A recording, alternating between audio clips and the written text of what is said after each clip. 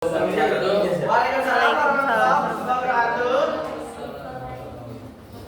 Kami dari kelompok 7 akan menjelaskan tentang sosial kultural Vygotsky.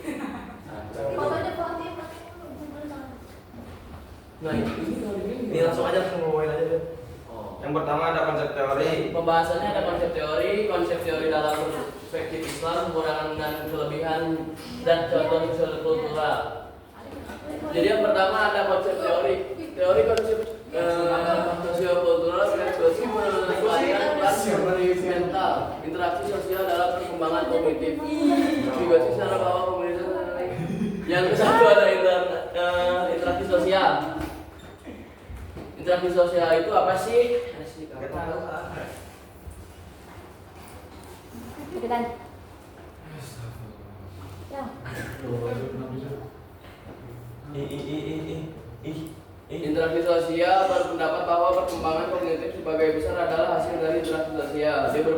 Dia berpendapat bahwa pembelajaran terjadi pada dua tingkat. Pertama, melalui interaksi dengan orang lain. Yang kedua, dalam individu itu diri sendiri.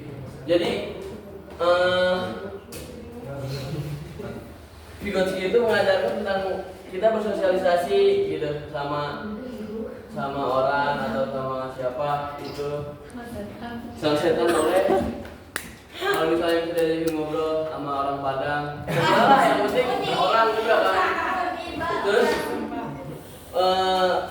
kadang belajar sama diri sendiri juga. Jadi Vygotsky itu mengajarkan tentang belajar itu nggak cuman baca buku kayak gitu. Kita ngobrol aja itu udah belajar. Terus yang kedua, orang yang lebih berpengetahuan. Ini menunjukkan pada seseorang yang memiliki pemahaman atau kemampuan yang lebih tinggi daripada pelajar terkait dengan tugas, proses, atau konsep tertentu. MKO itu bisa berupa guru, pelatih, atau teman sebaya. Jadi kita bisa belajar dari guru, dari teman yang lebih pintar gitu. Kayak Mamat yang lebih pintar, jadi bisa banyak belajar juga dari Mamat. Amin Allah. Terus yang ketiga ada zona pengembangan proksimal. Pengembangan proksimal, Vygotsky memperkenalkan konsep CPD, yaitu perbedaan antara yang dapat dilakukan pelajar tanpa bantuan dan apa yang dapat mereka capai dengan bimbingan dan dorongan dari orang yang lebih berpengetahuan. CPD menyoroti potensi perkembangan kognitif dan peningkatan interaksi sosial dalam proses ini.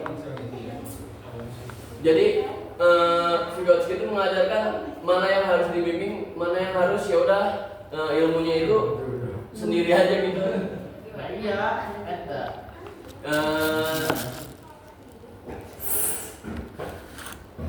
Apa ya?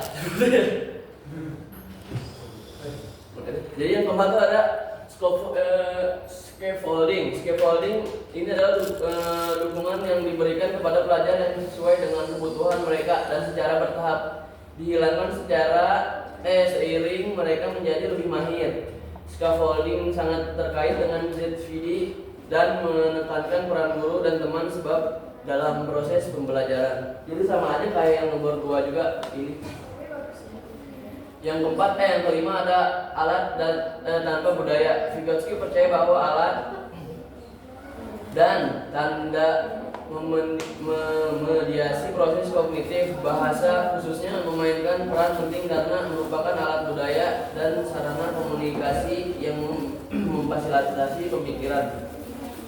Jadi dari budaya itu kita belajar atau fasilitas yang lain juga kita bisa belajar apapun itulah.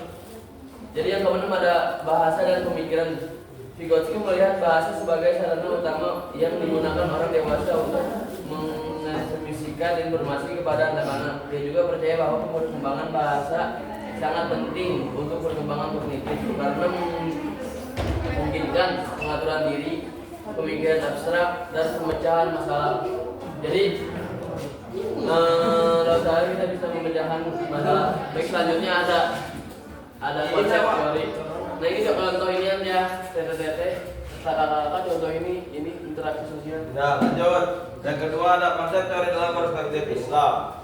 Dalam perspektif Islam, konsep-konsep utama dalam teori sosiokultural Vygotsky dapat dilihat